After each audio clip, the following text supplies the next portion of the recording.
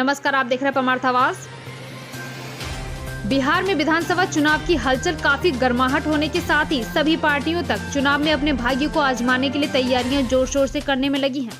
इसी सिलसिले में मधेपुरा विधानसभा के दौरे पर हमारी परमार्थ आवाज की टीम ने भ्रमण के दौरान मधेपुरा विधानसभा से निर्दलीय उम्मीदवार दिनेश यादव उर्फ फौजी के निज आवास पर पहुंचकर हमारे संवाददाता सविता नंदन कुमार चुनावी मुद्दे पर खास बातचीत की है। उन्होंने आध्यात्मिक ढंग से चुनाव लड़ने के लिए आगे आए हैं। आपको बता दें कि दिनेश उर्फ फौजी भारतीय सेना में अपनी सेवा दे चुके हैं। आइए देखते हैं दिनेश यादव उर्फ फौजी वर्तमान सरकार के बारे में क्या कुछ कहा। आप देख रहे हैं परमार्थ आवाज और मैं हूं आपके साथ सविता नंदन कुमार। बिहार में इस वक्त चुनावी सरगर्मी और गर्माहट हो रही है।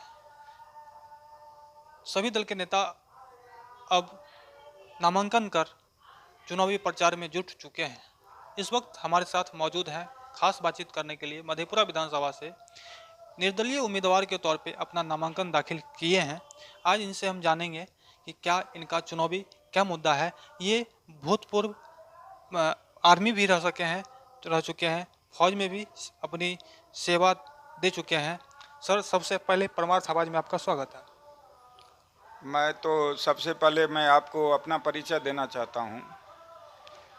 मैं भारतीय सेना में रह के और सेवा करके पुनः मैं अपने जन्मभूमि पर गलार प्रखंड हम वापस आए और यहाँ के जो दुर्दशा था उसको मैं देखते हुए हमने नौकरी नहीं करके पुनः मुझे नौकरी मिल रहा था एवी डिपार्टमेंट में, उसको मैं छोड़ के और यहाँ की जो पब्लिक थे उनकी जो पीड़ा व्यथा वेदना था उसमें मैंने तारनहार और ढोनमा और मसीहा की तरह उस अंतिम व्यक्ति तक पहुंचकर उसके काम किए, जिसके प्रतिफल मुझे ये मिला कि जो मैं पंचायती राज में जो चुनाव लड़ा जिला परिषद से, पहली बार मैंने 120 वोट से हार हुई, दूसरी बार मैंने फिर जीते। प्रादेशिक क्षेत्र संख्या 4 जिला परिषद मधेपुरा से फिर हमने घोषित हुए। उसके बाद हमारी 5 साल की सेवा हुई। उसके बाद सीट आरक्षित होने के बाद पुनः क्योंकि राजनीतिकरण है, हमने नज़दीकों से देखे, पूरे भारत देश का मैंने भ्रमण किए हुए हैं और हमने दिल में सोचे अगर हम अपने देश की सेवा कर सकते हैं तो हम समाज का भी अपना सेवा कर सकते हैं। हमने अपने अतीत और विरासत को याद करते हुए हमने सेवा किया, जिसकी फल यह हुआ जो ये राजनीतिक करने वाले आदमी जो हैं इन्होंने क्या किया, जो हमारे सीट को, चूँकि इससे पहले हमने गरीब जनता दल सेकुलर पार्टी जो था, वो गरीब जनता दल सेकुलर पार्टी मुझे टिकट दे दिया था, वो भूलवश मुझे मालूम नहीं था। उससे मैंने लड़ गया क्योंकि गरीब लिखा हुआ था, इसलिए क्योंकि गरीब को मैंने भगवान मानता हूँ। तो उससे ले लिए बरसते वो पार्टी वाले हमारे साथ, उन्होंने वो पैसा क्या देगा, हमसे पैसा ही लूट लिया। बाद में हमको प्लेटफॉर्म पर छोड़ दिया, जिसका नाम शायद आप लोग जानते हैं, लालू यादव के साले साधु यादव जो है, उन्हीं का पार्टी था गरीब जनता दल सेकुलर पार्टी जो है, जिसके चलते जो हमारे विपक्ष में लड़ने वाले इंसान थे उन्होंने हमारे चलते ये सीट को आरक्षित कर दिया। तो बाद में हर एक जगह उन्होंने लग गया जो इसको हमने आगे नहीं बढ़ना देना है। तो पुनः हमारे जो गलार प्रखंड में गलार पंचायत के रहने वाले हैं, वो मुखिया के लिए 10 साल के लिए आरक्षित किया जाता है सरकार की ओर से। पुनः फिर उसको आरक्षण में ही कैसे आप बना दिया 20 साल के लिए आरक्षण। पता नहीं सरकार का क्या अधिनियम है, ये तो मैं नहीं जानता हूँ। बरसते 20 साल उनको कर दिया गया। तो चारों बगल से मुझे घेरा जो इसके मैं राजनीति को खत्म करें। बरसते मैं एक वर्ड पढ़ा था इंग्लिश में The honesty is the always a very precious quality in human character. मानव समाज का सबसे बहुमूल्य गुण है वो है ईमानदारी। तो जब ईमानदारी आ जाता तो हम गांधी जी से देखा था, जो it is the great arms our in life, यानी आपके जीवन का वो हथियार बन जाता है। तो जैसा गांधी जी पहले घूमते थे फिरते थे, उसके साथ कोई हथियार नहीं रहता था, क्योंकि उसके पास सच्चाई था। जब वह सच्चाई आ जाता है तो वह फेयर ओपन हो जाता है, किसी से भयभीत नहीं होते हैं। सो जिसको आप भगवान मानते हैं, सो गॉड तो कैन नॉट हार्म हिम, नहीं पहुंचा सकता है। हमने पत्नी को दूसरे पंचायत से खड़ा करके समिति में, और पुनः हमने घिलार प्रखंड के प्रमुख बनाए, जिसमें विपक्ष पार्टी लगे हुए थे बहुत सा नेतागण, और उन्होंने हमको बहुत तंग किए और ये किए। पुनः हमने, अभी तक हमारी पत्नी जो है जिला मतलब घिलार प्रखंड के प्रमुख बनी हुई है। उसके बाद जहां तक राजनीतिक की बात आप कहते हैं, राज और नीति, राज की जो नीति होता है, सिद्धांत होता है, वो क्या है? तो हमारे बिहार प्रदेश की राज की जो बात है और उसकी नीति क्या है, मैं उसके विषय में बताना चाहता हूं। हमारे बिहार प्रदेश की जो नीति है, वह नीति हमारे अतीत और विरासत की है। नीति जो है, और जो राज अभी जो कर रहे हैं वो सब दलाल है। जो पार्टी है वो सब दलाल बैठे हुए हैं। चाहे जितने भी पार्टी हैं, आप लोग जानते हैं जिस पार्टी को, पार्टी नहीं है, वो एक संगठन बना के और 2 करोड़ 3 करोड़ पर बिक्री करते हैं। फिर वह पार्टी को टिकट देते हैं, बोलते हैं आप जाइए, आपके यहाँ जात पात हेन टेन 9 13 करके, और उसकी जनगणना होता है। जबकि ईश्वर ने कहा aspect to the earth and it will teach you. पृथ्वी को देखिए, इसके भौगोलिक मापदंड को देखिए।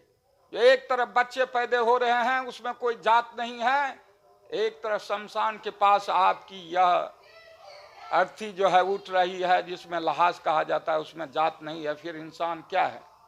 हम सब एक मानव हैं, एक सोशल हैं, और सोशल के तरह काम करना चाहिए, ना कि जानवर की तरह काम करना चाहिए कि जो सानी कुट्टी लगा दिया, उस घास को एक जानवर दूसरे जानवर को सींग मार के खाने नहीं देता है, वही ये नेता है। इसको मैंने नजदीक जाके देखे हैं, इनके कथनी और करतूत को मैं जानता हूं, और मैं इस बार निर्दलीय के रूप में जो खड़ा हुआ हूं, ये मेरी आध्यात्मिक सोच है, अवश्य मेरी विजय होगी। और जहां तक जनता की बात है, जो जनता का आप क्या सेवा करेंगे, तो वो करने के लिए मैं जानता हूं मैं क्या करूंगा। इनकी जितने भी भौतिक सुख सुविधा है, चूंकि हमारा पैसा है, उसका पैसा नहीं है, ये मालूम किसी को नहीं है। चूंकि जिस क्षेत्र से मैं लड़ रहा हूं, इसका पॉपुलेशन कितना है? 3,27,524 है। हमने जनता को समझा देंगे, जो आप 1 रुपया विकास के लिए रखिए तो कितना होगा प्रतिदिन जमा? 3,27,000। आप बताइए, जो हम अपने पैसे से विकास कर सकते हैं कि नहीं? तो ये नेता क्या कर रहे हैं? ये जो पेंशन है 3 महीना 4 महीना पर जो देते हैं, तो उसकी सूद की राशि कहां गया? इंदिरा आवास जो दे रहे हैं, उसकी सूद की राशि कहां गया? केंद्र से भेजा जाता है, कुछ अंश बिहार सरकार के लगते हैं। जितने भी बहुत सी ऐसी हैं जहां जलमग्न है, ये करना वो करना, वो धरातल पर इसलिए नहीं उतर पाते हैं क्योंकि आपने पैसा लेते हैं वहां पर 3 करोड़ 4 करोड़, तो वो जितने भी दल के आदमी हैं, आप बोलिए वो आदमी क्या करेंगे? पहले तो वो पैसा समेटेंगे, और जब वो पूरे 5 साल में पैसा समेट के अपने झोली में रखेंगे, तो फिर वो टिकट के लिए जाएंगे, तो उसको जमा कीजिए उसके पास। आनी ये पैसा टोटल जमा होके, ये बड़े माफिया गैंगस्टर जो है, जिसको आप कहते हैं पार्टी, इनका स्वीट बैंक में पैसा जमा होता है, जिनका वादा हमारे माननीय आपको प्रधानमंत्री जी आश्वासन दिए थे, जो हमने जो यह पैसा को हम वापस लेंगे। और हर एक के जनधन योजना के तहत बोले थे खाता खोलिए आपको हम पैसा रिटर्निंग देंगे। हाँ, रिटर्निंग इन्होंने जो है दे रहा है। ये रिटर्निंग क्या दे रहा है? तो किसानों को बोला जो आपको 2000 साल में जो है आपको 6000 रुपया जो है आपको दिया जाएगा। तो 6000 रुपया दिया जाएगा। बरसते हमारे किसान भाइयों का भी ऐसा समस्या है जो दादा परदादा के ही नाम से जमीन है, अब उनका डिवाइड नहीं हो पाया, क्योंकि without education improvement and development is impossible. बिना ज्ञान का कुछ नहीं हो सकता है। और ज्ञान के मार्ग को आप लोग जानते हैं। ये जो अंगूठा छाप भी है, कहीं से सर्टिफिकेट ले आया तो उसको नौकरी मिल जाता है, वो टीचर बन जाते हैं। जो भारत देश के नींव को तैयार करने वाले एजुकेशन जब नहीं हो, जहां से भारत देश का डेवलपमेंट हो, इस गांव से डेवलपमेंट हो। India is a land of village. Bharat देश गांव की देश है। गांव की प्रगति देश की प्रगति है। देश की प्रगति गांव पर निर्भर करते हैं। जो हमारे यहाँ के बच्चे हैं, युवा हैं, जो गरीब गुरबा हैं, उनके बच्चे आज के युग में इस स्कूल में जो अंगूठा छाप है वो क्या पढ़ेगा भाई, आप ये बताइए। क्योंकि कंपटीशन होनी चाहिए थी, वो नहीं होकर सरकार अगर बहाली करना था उसको, तो जो आईएएस में बहाली होता है वो बहाली पहला टीचर में होनी चाहिए। टीचर में उसको पैसा, क्योंकि यहां से नींव तैयार होगा, भारत देश की नींव तैयार होगा। और एक दिन पूरे विश्व में अमेरिका क्या है? कुछ नहीं है। ये हमारे भारत देश में यह बिहार प्रदेश, चाणक्य जैसे आदमी यहां पैदा हुए, अशोक सम्राट जैसे आदमी पैदा, पूरे विश्व में उनके नाम है, शुभ है।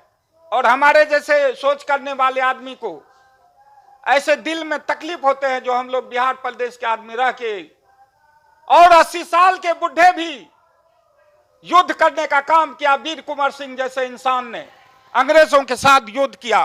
हमारे नौजवानों को सोचना होगा इसके लिए। और ये भ्रष्टाचार जो हो रहा है, इसके प्रति एकजुटता, unity the power and strength, एकता में बंध के और इसके साथ युद्ध करना होगा। और इसी के लिए मैं संकल्प हूं और एकता के लिए मैं खड़ा हुआ हूं। मैं कोई नेता नहीं हूं, मैं क्रांति हूं। मैं फौज से रिटायर आने के बाद जब मैं सरहद पर देखा हूं दुश्मनों को मैं ललकार सकता हूं, तो मैं अपने मातृभूमि पर जहां मैंने पैदा हुआ हूं, ये मेरी धरती, मां की धरती, अगर आंचल उगाड़ने का काम करेगा तो उसको मैं हाथ काटने का काम करूंगा। ये मेरा दृढ़ संकल्प है। और मैं आपको यहीं से मैं चैलेंज करना चाहता हूं, अगर मुझे जनादेश मिला, जनता ने मुझे समर्थन अगर देते हैं, तो यहां की विकास की जो धारा है, हम इस धरती पर बहाने का काम करूंगा, इसको स्वर्ग बनाने का काम करूंगा। तो वो कैसे करूंगा उतना मुझे नॉलेज है, क्योंकि मैं भारतीय सेना में आईएनटी का काम कर चुका हूं। मुझे इंटेलिजेंसी क्या होता है, face in the index of mind, चेहरे से उनको हम पहचान जाऊंगा ऑफिसर को, जो तुम्हारा सोच क्या है। हमारे धरती पर हमारे भाइयों की जो हक है तुम दे दो, और आराम से आपका मैं इज्जत और कदर करूंगा, क्योंकि आप हमारे यहाँ नौकर के रूप में आए हैं। मालिक जनता कहीं हमको बना दिया तो उसका अवश्य उसका रक्षा होगा। इसी दीर्घ संकल्प के साथ में, ये निर्दलीय नहीं है, ये आध्यात्मिक सोच है। ये ईश्वर ने हमको वहां तक ले गया। पार्टी के अंदर में गया, जनता कहता है पार्टी पार्टी, पार्टी ने मुझे कहा 1 करोड़, तो क्या मैं गरीब आदमी कहां से लूटूंगा। मैंने इससे पहले जिला परिषद भी रहा। आप सोचिए, जो इंसान जिला परिषद रह चुका है, एक बार जनता का नेतृत्व कर चुका है, उसी प्रखंड में दूसरे पंचायत से, कहिए तो कोई भी नेता को अगर ताकत है, जो एमएलए एमपी है, वो पंचायती राज में आके दूसरे पंचायत से मुखिया सरपंच जीत के और प्रमुख बना के दिखा दे, तब हम समझ जाएंगे सही में ये जनता का नेतृत्व करने वाले हैं। और जहां तक एमएलए का मीनिंग है, वो उसको ज्ञान नहीं होगा। एम से क्या होता है? मिलनसार। एल से होता है लोकप्रिय। ए से एजुकेटेड, यानी कि शिक्षित होना चाहिए।